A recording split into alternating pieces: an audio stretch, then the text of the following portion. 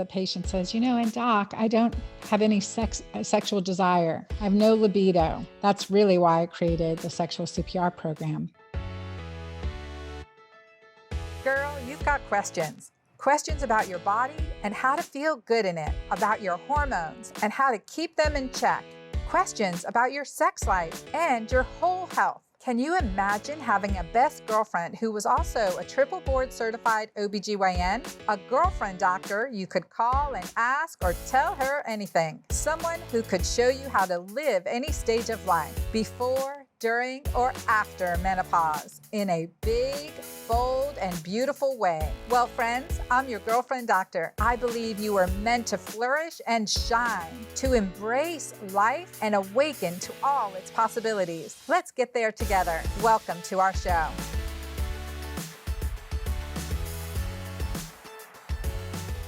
Women's sexual health is a hot topic for sure. And this podcast is really a contribution to my physicians, my practitioners out there, my health entrepreneurs, anyone who's dealing with women going through health issues, menopause, hormonal change, lack of desire, discomfort with sex, a feeling of disconnect with their spouse, to see, the importance of our physiology in this, as well as the 7 key ways to create some sexy. So while this is designed for physicians and healthcare providers, I know that each and every one of you will gain something from it.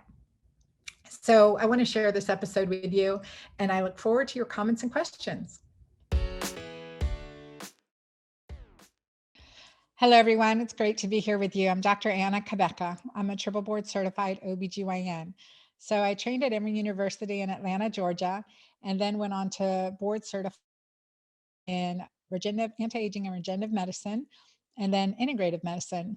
I practiced for over 26 years in Georgia, and I'm now in Dallas, Texas. I've worked to inspire, teach, educate, and somewhat entertain in the education field to really across, especially when it comes to women in transition with hormone balance through the time period of menopause and for the sake of longevity.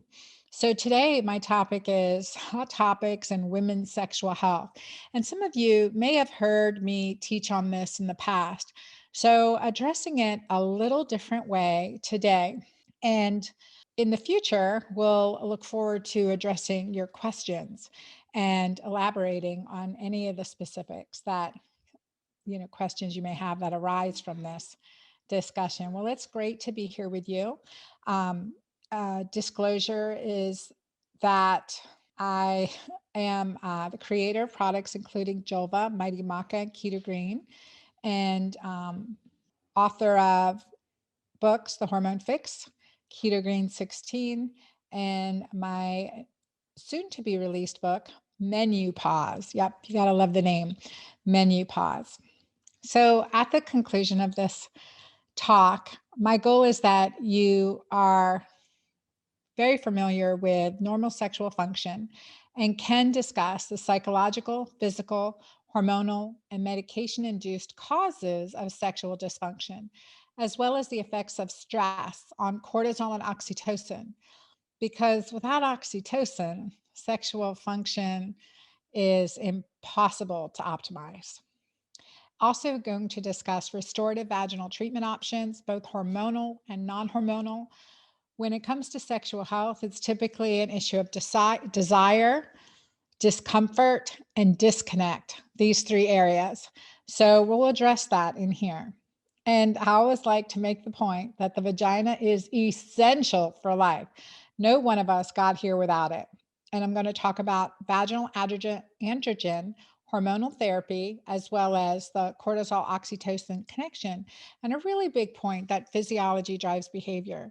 I've been in this area of sexual health and medicine, certainly for well over 20 years. And one of the big things is I've seen the rise and fall of different therapies and drugs and medications come our way. One of the things is certainly with testosterone. The big thing is testosterone affects our physiology, certainly, and our physiology affects our behavior. So testosterone will drive up dopamine. Novelty-seeking behaviors can be a result of that, as well as aggression, anger. Several years ago now, I was treating a female patient that came to me from Louisiana, and then her husband followed up and he became my patient. And I worked with him on testosterone therapy and all other things too, right? Detoxification, dietary management. He had some heavy metals, all of the good things that we're going to address from a functional perspective and holistic integrated perspective as well. Well, and I cautioned him on, testosterone, let me know this is how much you should be inject this much weekly. And let me know if you just feel like you're not acting like yourself. He called me up a few months later. He says, Dr. Anna, I think I think my testosterone's too high. I'm thinking thoughts of another woman that I don't want to be thinking, nor would I ever be thinking.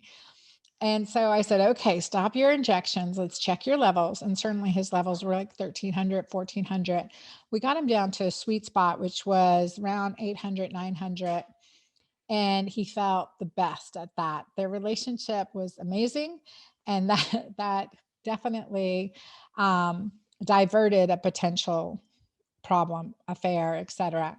And that's something that I've asked. I consulted for some really big hormone clinics and anti-aging clinics, and divorce rates were really, really high. And that's not what we want as physicians. We want to improve relationships and intimacy and connection to the best of our ability. And, and I know you do too. So understanding that key point, physiology affects behavior. And when it comes to sexual health issues, we treat the couple over the individual. So what is normal sexual function? And what do we need to have normal sexual function? Well, we need good health. We need hormone balance. We need to be able to communicate our desires, to be comfortable with our body, have an interest in sex, be arousable, and have adequate vaginal lubrication, as well as be able to achieve orgasm. There are 7 key areas of sexual health, 7 key areas that can get in the way of feeling sexy or, those to have normal sexual function. So in any of these areas, physical, psychological, emotional, relational, spiritual, environmental, and medical. These are all key areas. I don't have time to go into all of them today, but I'm going to hit on a couple. And I have for clients, for patients, an entire program called Sexual CPR that goes into all of these areas in detail. So I've introduced myself, also known as the Girlfriend Doctor. I love that name. A little aside, Sherry Salata and Nancy Hollow coined me with this in their podcast. Sherry Salata was Oprah's final executive producer for Oprah show. So that name stuck and I love it. So, and I think it's just that being able to talk to on difficult subjects in a way that makes people feel comfortable to share their story. And when we're asking patients to share their story, we want to be able to share our story too. So I do that for purposes of teaching and also because a picture says it's 1,000 words and we don't have that much time. So when I was 39, I was post-traumatically diagnosed with early menopause and infertility.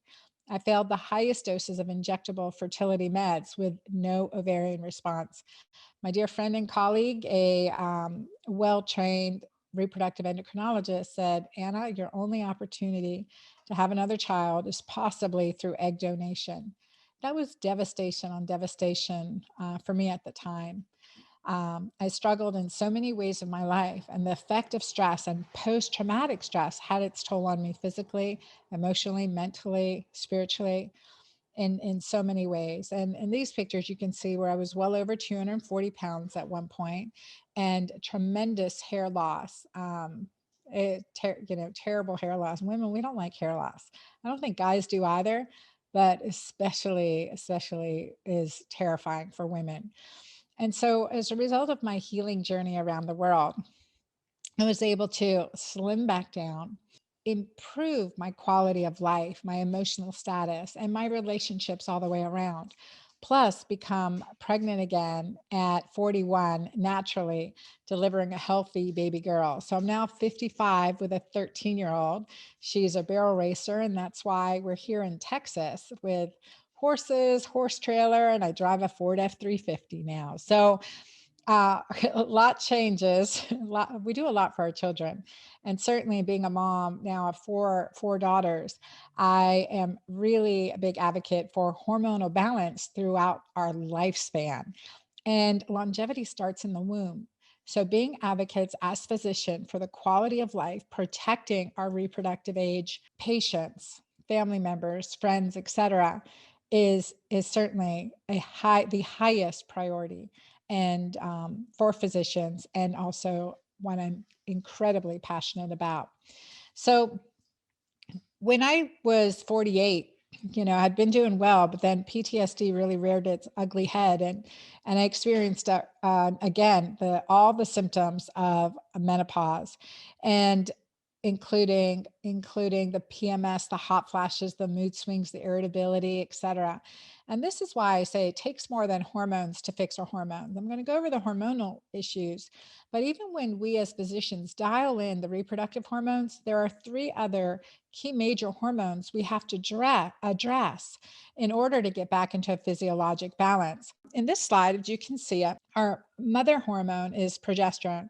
DHEA for both men and women start to decline in our mid 20s. Now, this is graphed out for dramatic effect. So, but you can see in our mid 20s, DHEA starts to decline for both men and women, progesterone in our mid 30s. And we enter what I call, certainly there's this estrogen dominance, but this is the period for each and every one of us, a period of neuroendocrine vulnerability. From ages 35 to 50, our progesterone will decrease 75%, and estrogen decreases 35%. So, a huge shift in progesterone. Well, of course, we need progesterone to make cortisol.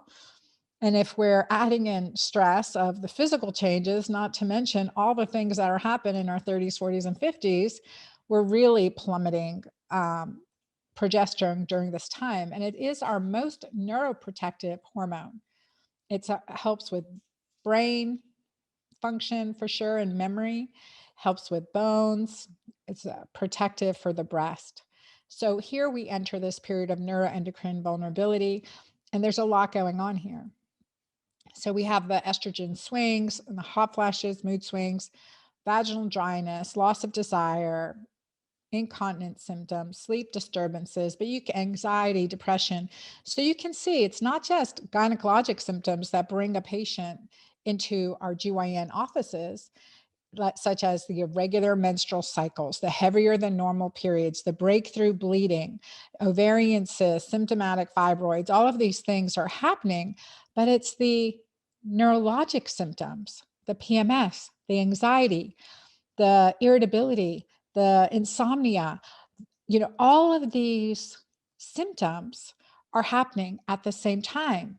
And even with hormones dialed in, your patient may still be complaining of these symptoms because, again, our reproductive hormones, as much as I wish they were the end all be all, they're just a piece of the puzzle.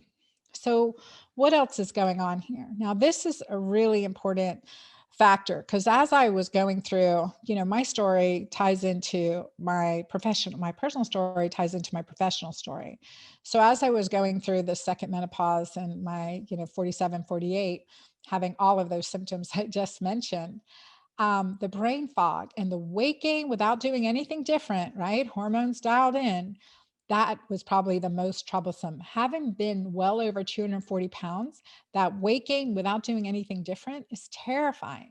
So I went strict keto, and I knew about the ketogenic diet because I used it in my neurologic patients, seizure patients, and I have a daughter. My oldest daughter has seizures. So I was very familiar with the ketogenic diet. So I went straight keto, and I started feeling what I called keto crazy, keto cranky, irritable. But having as a single mom with teenagers at home and a wee one in elementary school, man, you cannot afford brain fog at all. So that was really troublesome. But however, the weight gain was even more troublesome. So I had to ask, why am I feeling like this when, I'm very familiar with the great success stories around keto. And I just did what I would tell my patients to do when I was detoxing them, putting them through an alkaline diet program to help their hormone balance, and I just checked my urine pH. Well, it was as acidic as the pH paper read. And really, urine pH is a vital sign, and it's so important to us, just like our pulse and our heart rate variability and our blood pressure. I mean, it fluctuates throughout the day.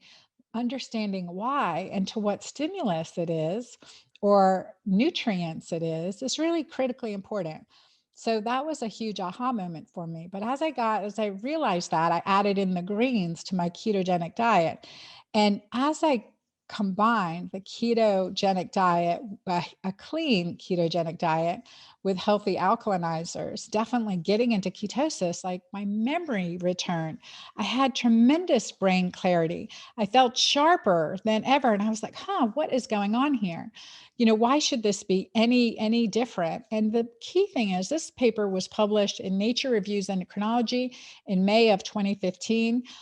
I found it well after my own personal experience, but this is one of those aha moment research papers. It showed this top line, the red line is glucose metabolism in the brain, and the black line is endocrine and neurologic symptoms. Well, look at this. Glucose metabolism in the brain drops significantly along those lines of the progesterone decline, but estrogen decline as well, drops significantly in the perimenopause, age 35 to 50. And the neuroendocrine symptoms increase and spike during this time. They never go back down to baseline. And neither does glucose metabolism in the brain. So this is fascinating. And the reason is glucose metabolism in the brain is an estrogen dependent process. Gluconeogenesis in the brain is estrogen dependent, but the use of ketones for fuel, so fat molecules for fuel, when we're on low carb or fasting, and we get into ketosis, ketones for fuel is not hormone dependent. So this is a really beautiful discovery. And that's key. Now, also, getting into ketosis and a ketogenic diet is very acidifying. Men do it better. I don't want to say better, but do it safer because they have 10 times as much testosterone. Each and every one of you know that's an anabolic steroid, 10 times as much. And as we're going through perimenopause and menopause, we're already losing muscle mass and even with supplementation of testosterone. So you really want to address the differences between men and women, although the keto green diet works amazing for both. And I've been working on that. So time of neuroendocrine vulnerability, this period 35 to 55, this is when patients are coming into our offices. They are asking for help. And if not, they're self-medicating. So I love this. I love this cartoon that says, all of my friends have gone back on estrogen. Oh, but not me. All of my happy pills have small M's on them and come in yellow, red, and green. Yay to M&Ms, right? Thank you, Mini Paws. So cute. Self-medicating and over-the-counter medications go on the rise. And we know that some of the most common over-the-counter medications are antacids, anti-inflammatories, which further create a gut dysbiosis, creating worsening neurologic symptoms, right? So affecting serotonin production. And we really want to address that. It's average by the time someone's in their 50s, on average, women are on 2 to 3 prescription medications, and they're typically anti-anxiety medications.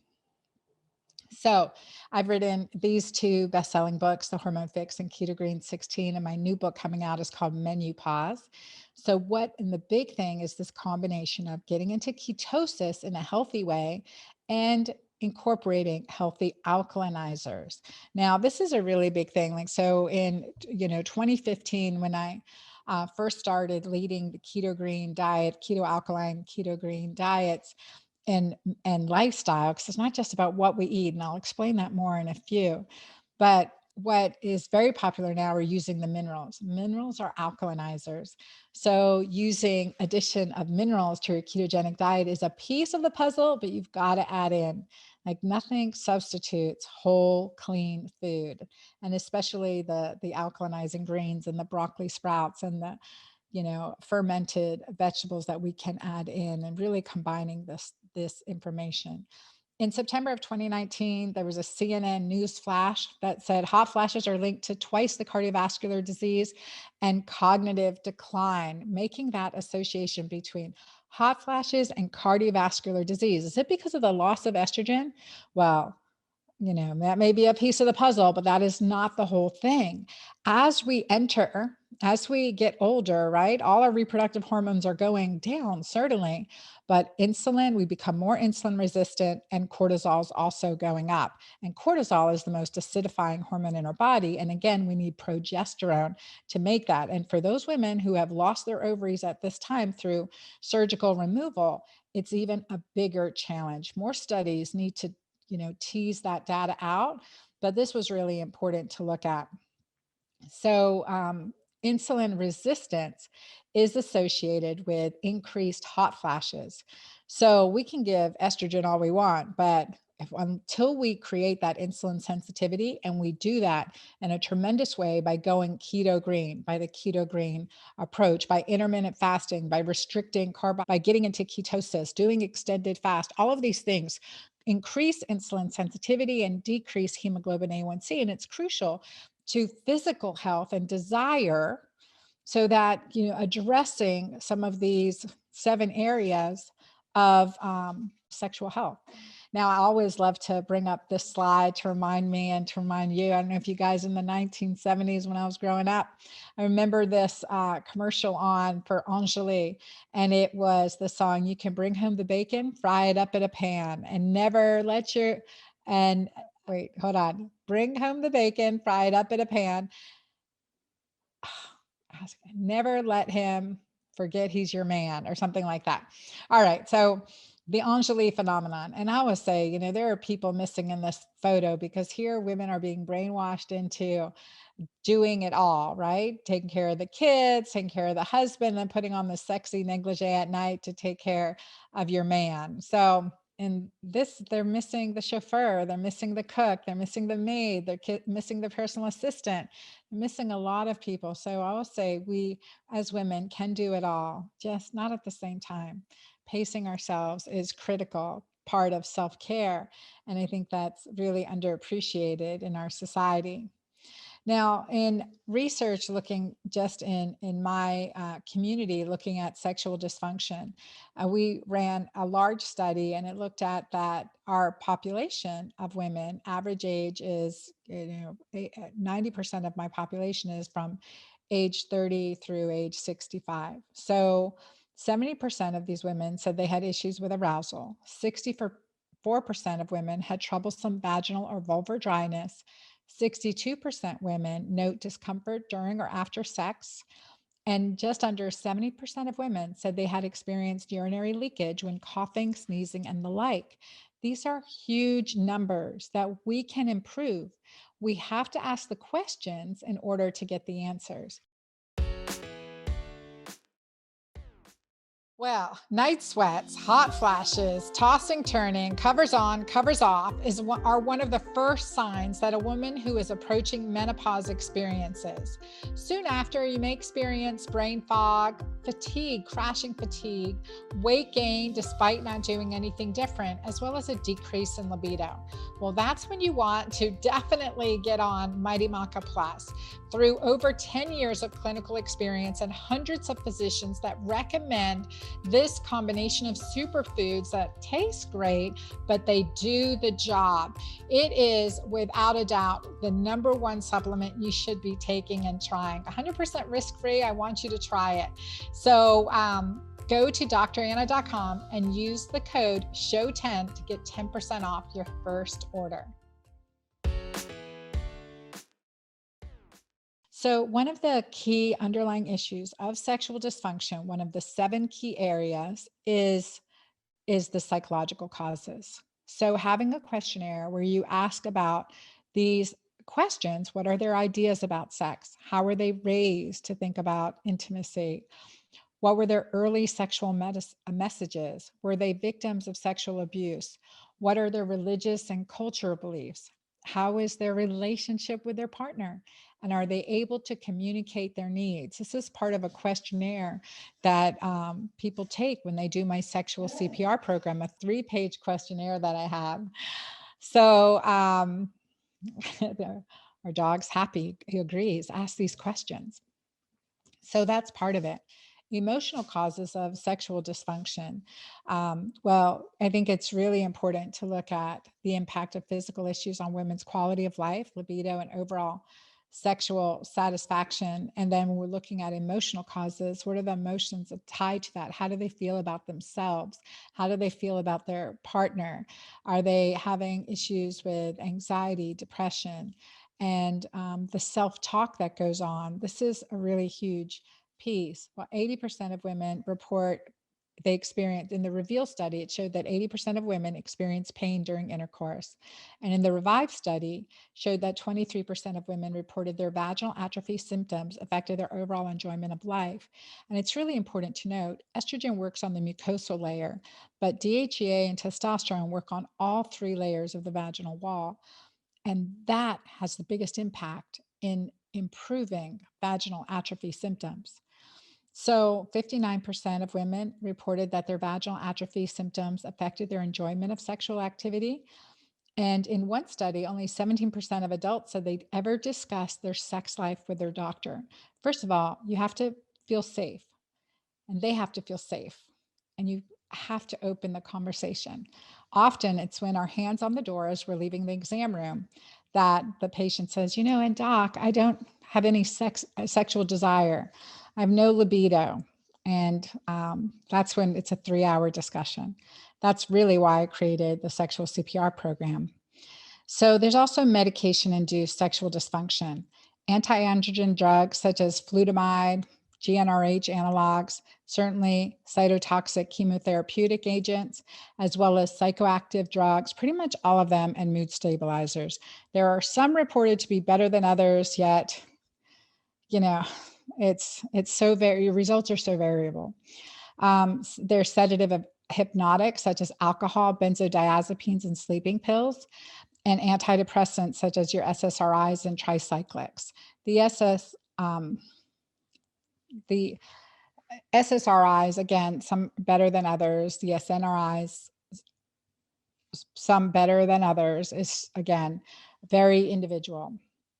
So in looking at this, and we go into physical health and physical causes of sexual dysfunction, let's first clarify what is a healthy vagina. A healthy vagina has an acidic pH. That's the first line of defense. I mean, through the vagina, sperm and other bodily fluids, bacteria, parasites, etc., can be transferred into a woman's body, right? In through the cervix, into the endometrium, out through the fallopian tubes, into the peritoneum, right? That's what sperm do, and that's how we get pregnant.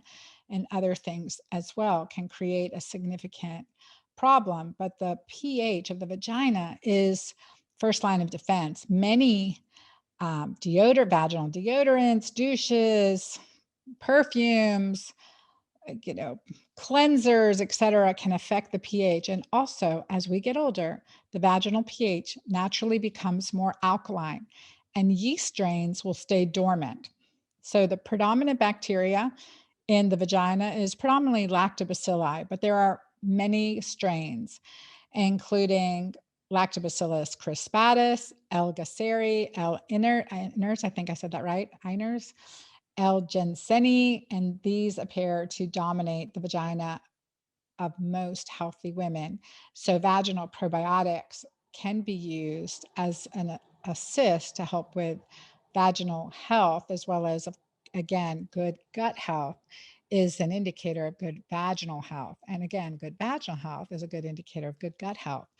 But they kind of follow suit. The vagina also has healthy secretions, glandular secretions from the vulvar glands, sebaceous, sweat, Bartholin's, and Skene's glands, as well as exfoliated cells. We see those and when we're looking under the microscope at a wet prep, and also cervical fluid, endometrial cavity fluid, and fluid from the fallopian tubes. All of those are detected within the vaginal microbiome. An unhealthy vagina, well, 75% of women in the US will have at least one yeast infection in their lifetime. And again, the vagina is an extension of the gut. Really, an unhealthy gut is an unhealthy vagina. That mucosa is very sensitive, and the pH is crucial. And toxins matter. So, personal care products, reusable toxin free sanitary products are another great option, as well as other infections and pain disorders and hormonal changes all cause and can cause an unhealthy vagina. And let's say it together, the vagina is essential for life. None of us would have gotten here without one. So important. And I love this quote, and I will quote these scientists, these microbiologists who wrote in Women and Their Microbes. And I always say, I wish I wrote this myself. The human vagina is an underappreciated organ that is not merely a passageway for vaginal discharge, menses, sperm, and neonates, but can profoundly affect the health of generations. Man, that's a good quote, right? The human vagina is an underappreciated organ that is not merely a passageway for vaginal discharge, menses, sperm, and neonates, but can profoundly affect the health of a generation. So cool. Here's an image of normal vaginal pathophysiology. So we look at then this slide, the screen to the left, you see thick, healthy, beautiful endometrium, thick vaginal wall with normal rugations. So the natural folds within the vagina. And as we age, after estrogen loss, as well as progesterone, testosterone, DHEA loss, right? Estrogen is not lost in and of itself. Estrogen, is made, we need progesterone, DHEA to make estrogen, and estrogen, of course, made from testosterone as well. So it is not in isolation, and we can't look at vaginal atrophy as solitarily caused by estrogen loss. So here we can see the significant atrophy that's occurring along the vaginal walls. And let me just tell you, if you go down a water slide while it isn't wet, you will understand why foreplay is so important. Many women power through sex as we get older. And I've heard this from many patients. Well, I just power through. Yes, it hurts. Yes, I have a discharge afterwards. Yes, it's uncomfortable for days. Or yes, I get a urinary tract infection. But I power through because I know I've got, that's makes him happy. Well, there are mirror neurons and he senses it, right? So it's one of the most energetic and intimate thing we can do is have sex, right? The most. And so having that intimacy, at least claiming that during this intimacy, it's really powerful. So what I teach and what I want women to know is that her pleasure is his pleasure. If she's not enjoying it, neither will he. Okay. It creates a lot of disconnect in the relationship, unspoken, because each is trying to please the other. He ends up not wanting to hurt her, discomfort, or she's not interested. I mean, again, if you have pain every time you do something, why would you want to do it? You wouldn't. So I'll give you a couple cases here. This is Venus, a 62-year-old white female who came to me complaining of vaginal pain. She was on multiple meds, including clonazepam, a statin, omeprazole, tramadol, aspirin, and vaginal estrogen 2 times a week.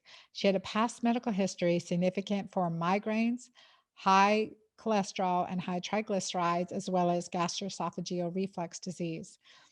And so her past surgical history, she had a total abdominal hysterectomy and the removal of the left ovary at age 30. And due to endometriosis and ovarian cyst at age 55, consider that a young age, considering that's my age. At age 55, she had a cystocele and rectocele repair. In other words, anterior and posterior repair of the vaginal walls. Her lab showed all her hormones low, but within normal range. Low. Okay. Her TSH was 3.85. That's listed as normal. Her free T4 was 1, free T3 is 2.6, and triglycerides 245. She had negative thyroid antibodies. Physical exam showed significant vaginal atrophy, a diminished clitoris, and a suture palpable on the anterior wall of the vagina with fibrocystic breast. She had significant findings. So on examination, so every time she had sex, she had discomfort. So I treated her with a vaginal combination of Biest at 80-20 mixture, 1.25 milligrams with progesterone 30 and a 1 milligram testosterone. I had that all combined into a vaginal suppository wetted in emu oil because I found and I find that that has the best absorption. If I had my Julva cream out now, I would have put this on her as well. I also put her on iodine and additional thyroid support. I put her on omegas, krill, and my Mighty Maca Green supplement. So she followed up in 2 months and she had no pain. She had increased orgasm and no migraines, and state she was feeling frisky again for the first time in many years. Now, what's fascinating is because I brought her back in after this treatment so that I could remove that suture and repair that area of the vaginal wall where the suture was exposed and causing trauma. Well, she didn't have any pain anymore. And on vaginal exam, I could no longer see that blue proline suture, could no longer see that. So I didn't need to operate on her. And, and that's it, doing great. So that's the power of vaginal hormones. So when we look at using vaginal hormones safely, I definitely also, when we're using testosterone, I always refer to the work of Dr. Rebecca Glazer out of Michigan, and just her work on looking at testosterone in breast cancer patients is superior. It's really superior, and you should all be familiar with her work. And the work of vaginal DHEA is just incredibly powerful and copious. And the work that was done in Montreal, and again, powerful research. So looking at systemic and local effects of vaginal DHA for safety is an important studies. And I've been following this research for many years now. And the safety studies of using DHEA topically or vaginally are very reassuring. So in our most delicate patients, right, including our breast cancer patients. In this study reported in Support Care Cancer in 2018, looked at DHEA and noted it's helpful for treating vaginal symptoms. And they evaluated vaginal cytology in women with a prior cancer history. They looked at postmenopausal women diagnosed with breast or GYN cancers, and if they had moderate vaginal symptoms, they were participants. And they could also be on tamoxifen or aromatase inhibitors. So this is really one of the best studies looking at this. Women were randomized to look at 3.25 versus 6.5 milligrams of DHA versus a plain moisturizer, which was the control, and watch their sex steroid levels over 12 weeks. And what they found is that the women, like they had 345 women contributed blood and 46 contributed cytology and pH values. The circulating DHEA and DHEAS and testosterone levels were increased in those on vaginal DHEA in a dose-dependent manner compared to the moisturizer, the control. And estradiol was increased in those on 6.5 milligrams, but not on 3.5 milligrams, and not in those on aromatase inhibitors. So biomarkers of bone formation were unchanged in all arms, and maturation of vaginal cells were 100% on the 3.25 milligrams per deciliter, 86% on the 6.5 and 64% on the cream. So very interesting that maturation was noted in all of them. The pH decreased more in the DHA arms, which again, to go from an alkaline pH to acidic pH is our goal. So while these levels were increased, they were not significantly elevated. So, and again, in normal healthy range. So we see an improvement overall. So DHEA, the conclusion, DHEA resulted in increased hormone concentrations, though still in the lowest half or quartile of the postmenopausal range, and provided more favorable effects on vaginal cytology compared to the moisturizer. And estrogen concentrations in women on AIs were not changed. And again, further research is warranted, but can give you a confidence in doing this, as well as looking at the role of many studies published listed here, looking at the role of DHEA in providing a protective role against cancer, and feeling again confident that even with vaginal DHEA, we can see an improvement in sexual function without negative systemic effects in women with breast and gynecologic cancers. But women are continually being denied access to these therapies. So more and more with the work I've been doing and education I've been doing too, and colleagues around the world using Julva and or prescription vaginal DHEAs, we see an improvement, and we're seeing an increased comfort level and the quality of life of the patients improving significantly. So in this, really hallmark study that was published in 2001, when I first started working in, earlier in sexual health and medicine, this research was so powerful because this was a 12-year follow-up of estrogen replacement therapy after breast cancer. And it concluded that use of estrogen replacement therapy in a cohort of breast cancer survivors with tumors of generally good prognosis was not associated with increased breast cancer events compared with non-estrogen replacement therapy users, even over a long period of follow-up. Again, feeling safe, and always feel better with transdermal than oral estrogen, certainly, again, but the vaginal health, targeting this area in individuals is always transvaginal or topical, transdermal, and we see the improvement. And another study listed here, we look at again the intracrine formation of androgens and estrogen in peripheral target tissues. Addressing the topical application has that intrinsic formation of estrogen and androgens, again, supporting not just the mucosal layer, but all three layers of the vaginal wall. In this work published in 2009 in breast cancer research, it looked at testosterone action is anti-proliferative, prevents growth, and pro-apoptotic, increases cancer cell growth. So important information on testosterone and breast tissue in primates. So we like to look at this research to get a comfort level when we are using any hormonal therapy, certainly in our routine patient population, but especially in patients with breast cancer. So in another study published by Hoffling in 2007, looked at a 6-month trial of estradiol progesterone with or without testosterone. And it showed no increased breast cell proliferation in the estradiol progestin plus testosterone group. Again, they would have gotten even better results if they used bioidentical progesterone instead of progestin, because in the estradiol progestin group, they did see increased breast cell proliferation. Men and women are different. We do things differently. We feel things differently, right? Where our erogenous zones are different. Okay, this is a little sarcastic imagery here, but I think I make my point. Another client I had with trouble with orgasm, Lindy, who was a 37-year-old patient who had had 2 natural vaginal deliveries and was married 15 years and was during her entire 15 years had no ability to orgasm, had no orgasm with intercourse, only with self-stimulation, right? Her story is not alone.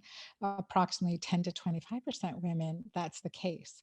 So in working with her in these 7 areas of sexual health, we're able to have her with sensate focus, G-spot injection, so O-shot or G-shot, one can use either, and really focused uh, therapy, she was able to achieve orgasm. So addressing mental health, physical health, detoxifying hormones, addressing patient partner communication that can be reduced, that can be overcome. Those complications can be overcome. So, um, so what percentage of women reach climax? according to the research, approximately 10 to 15% of women never experience a climax. I like to differentiate climax from orgasm. Climax being that, 2 to 12-second event, right? And orgasm being more of the experience, because in the experience, we experience an increase in oxytocin, which is what we want. Up to 75% of women do not experience climax with intercourse. And it often becomes a goal for him to have one, or her goal for him to have one, and really is a sensitive issue. And I always say that, when it comes to this, one of the first things I teach in my sexual CPR program is that her pleasure is his pleasure. So for the woman to really hear that, like if, your communication, your being present, your ability to enjoy and experience this pleasure is the cherry on the cake for him. Okay. So, so this is really important to address. You don't, and again, understanding that the climax is not the end all be all, communicating the orgasm, the experience, taking the pressure off the, out of the picture. And I would say even the best athletes need coaches. Well, there are many stages of sexual response. This is the Master Johnson diagram, which showed us the excitement plateau orgasm resolution phase is a very masculine sexual response. Female sexual response is quite a bit more complicated. I always say it's more like the game of Candyland. Sometimes you get ice cream cone, sometimes you're stuck in the mud, sometimes you're all the way back at zero. So, and that's a very feminine experience. Now, it's also normal to have secondary desire. And what does that sound like? When a initial relationship, primary desire, like, hey, I'm just feeling turned on, I'm interested, honey, let's have sex. Secondary desire is I get, I'm not turned on initially, I don't want to, but once we start, I get turned on. So, and that's secondary desire. Once we start, oxytocin increases, dopamine increases, and then your turn on increases. So that's a normal feminine response. This is another great patient. Carly is a patient of mine who had a history of Hodgkin's lymphoma. Of course, our patients who have had Hodgkin's lymphoma have a significant increased risk of breast cancer. She also had a history of breast cancer. She came to see me at 49 years old with, fatigue, memory loss, brain fog, vaginal dryness, decreased desire in sex. And she was on her second marriage. They'd been married for 7 years, and she was really struggling. So I take her through my approach, and I write about my approach in the Hormone Fix. So, take her through the hormonal detox, clean up her diet, address her hormones, and safely consent her to hormonal therapy.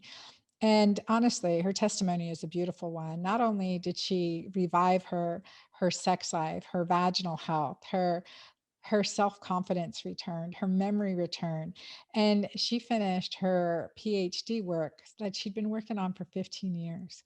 She finished that PhD work and opened up an equine therapy clinic in South Georgia. I'm just really proud of her. All our hormones, right, cause there are hormonal causes of sexual dysfunction. Again, I said our reproductive hormones, they're minor. So I put them here at the bottom: estrogen, progesterone, testosterone, DHEA, melatonin, vitamin D, and pregnenolone. Still, right, critically important. But adrenaline, cortisol, and insulin, especially cortisol and insulin, we have to get those under control. By alkalinizing our diets, get control of cortisol by checking your urine pH, because cortisol increases hydrogen ion secretion across the renal tubules. So we want to address that, because that's going to show you in your urine. You could be eating the best food, but your urine pH will still be acidic because of cortisol. And then you're burning the candle at both ends, right? And, what can we do? So really address that. And oxytocin is the most alkalinizing. So in contrast, you can be drinking wine out with a group of friends and partying it up and have a very alkaline urine at the end of that day, or wake up with it the next day. Again, oxytocin, the most alkalinizing, the hormone of longevity and quality of life. So that's why I say the oxytocin hormone is the most powerful hormone in our body. And it's crucial that we address that. and stress the importance of it. So, and what is better than an apple a day? Certainly an orgasm a day. And orgasm is one of the number one ways to increase oxytocin. So oxytocin is the hormone of nurturing attachment and relationship, of pleasure, of happiness. And also oxytocin creates appetite reduction, pain relief. That's why we forget the pain that childbirth puts us through. A huge oxytocin time of delivery, orgasm, and sexual arousal. And we also know that oxytocin increases muscles mass even in the aged and has tremendous anti-aging effects. So we want to address stress so that we can address cortisol and empower oxytocin. When cortisol goes down, oxytocin goes up. Now, when cortisol goes up, oxytocin goes up as well. To wrap up this discussion, again, I really like to emphasize the importance of the whole body approach when we can, right? The whole body approach, and how important sexual function is to quality of life and sexual relationships. And it's not just about testosterone, it's not just about estrogen, and certainly not helped by an antidepressant. We have to address the underlying reasons that this is going on. So certainly vaginal hormone, they address the cause. Okay, address the reason. If it's vaginal atrophy, we want to restore all layers of the vaginal wall, and beautifully can do that with the anti-aging therapies, the anti-aging cream, Julva, anti-aging vaginal hormone therapies. Those are all things we can do. We know the flibanserin, which is considered the female Viagra. However, no one seems really excited about it, right? And the other medications that come in and out of popularity for sexual dysfunction really help, as GYNs and as working in this field, kind of losing faith in pharma when it comes to this. So looking at off-label solutions, like again, vaginal hormone therapies, and other than estrogen, testosterone, DHEA, topical DHEA, and vaginal laser therapies have been used. Controversy, certainly pre-menopause, they seem to be beneficial. Post-menopause, they're not. You've got to restore the integrity of the tissues. So I know we have clinics that use Julva as part of their pre-op regimen and their post-op regimen, and are getting much better results in their post-menopausal patients. G-spot injections or O-shot injections, you can do that with plasma-rich plasma. You can do that. And I use maca a lot of my patients. I've been using it now for close to 15 years in the combination that I created. And we found tremendous results. But the research-based research has showed lower anxiety and depression in maca users and lower measures of sexual dysfunction in maca users. And I've listed some of that research here. And this is the combination that I use, has all these ingredients in it. So your Monday morning takeaways are to address the sexual health concerns and validate them, treat the couple, discuss vaginal changes, and offer vaginal hormonal therapies, and create a combination that works for them. I've listed some of my favorite things here, and refer to virtual education programs that patients can do on their own time, and privacy in their own home. And I've listed sexualcpr.com here because there is a free webinar, the free hour webinar that goes with it. And then we can all feel so confident that our vagina is beautiful. And I love this tattoo. It is not my back, but oh my goodness, should I be so bold, right? My vagina is beautiful, tattooed on her back. All right. This is how you can connect with me in person.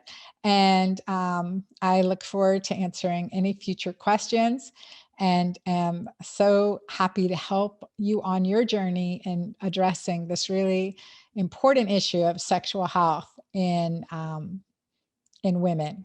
All right, you guys. Thank you. And this is where you can follow me. Dr. Anna Cabeca, my website, dranna.com, and also at The Girlfriend Doctor on Instagram and YouTube. Thank you, guys. There's a lot of information in this show, in this podcast, and I want to share with you that it is there's so much more too, but predominantly understanding the physiological changes and the 7 key areas of our sexual health is so critical to understanding what our next right step is, and to also often unburden some of the guilt, grief, self-sabotage that can be in our lives as well. So I want to encourage you to probably listen to this 2, 3, 4 times. And for my physician colleagues, without a doubt, I understand the journey. And I always say, I wish no physician, I wish no one, the journey I've been on to gain the information I've had. And certainly the products and programs I developed have been because of my own journey, because of my own doctor bag being empty and needing to fill it with natural solutions that I had confidence in, that could help me and my patients, that are safe and natural in so many ways. And it started with way back with my women's restorative health program, and then my sexual CPR program, then my magic menopause program, and my books, The Hormone Fix, Keto Green 16, and my next book, Menopause. And my products, my first product I created on my own was Mighty Maca Plus, from my journey around the world. And then from there, my Pure Balance cream and my Julva cream and my Keto Green shake, and now to soon to be released, my nightcaps, my lip formula, my hair formula. I mean, these are for me and answering the call for women to provide natural solutions that can really help them, that have been clinically tested, physician recommended, and I can put my stamp of approval on. And these are my own individual creations. And so it is part of my mission to get these solutions to you. And it's never a potion, a pill, a product in and of itself. It's helping you become aware of your next right step. What's your next right step for you? And how maybe often we can help those around us by being our best selves. And then, right, put your oxygen mask on, and then put it on your loved one. So I'm here for you. And again, I love being your girlfriend doctor. Thank you. Be sure to watch this video on my YouTube channel at the Girlfriend Doctor Club. You'll be able to see the video and the slides, and also post any comments and questions right there. All right, till next time.